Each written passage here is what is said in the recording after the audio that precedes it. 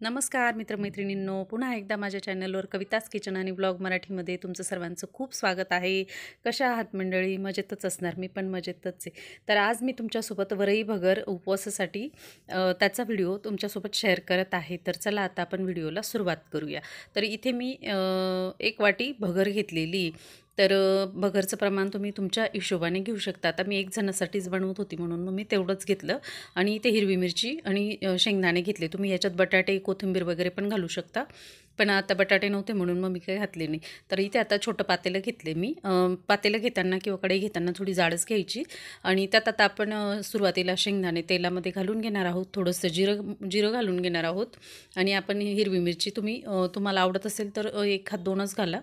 आणि इथे आपण छान 1 ग्लास पाणी घालून घेणार आहोत आणि ह्या पाण्याची छान अशी उकळी येऊ देणार आहोत. बघू शकता आता इथे आपण थोडंसं चवीनुसार मीठ घालून घ्यायचं आहे आणि ह्या पाण्याला छान उकळी आली की मग आपल्याला इथे मी भगर स्वच्छ धुवून घेतली 2 पाण्यामध्ये आणि मग आता ही आपण त्याच्यात घालून घेणार आहोत. बघू शकता तुम्ही. मित्रमैत्रिणींनो, माझे व्हिडिओज तुम्हाला आवडत असतील तर चॅनलला लाईक, सबस्क्राईब, कमेंट नक्की करा. तर आता आपल्याला इथे छान उकळू द्यायची आहे भगर आणि छान असं उकळल्यावर मग ती छान शिजते पण.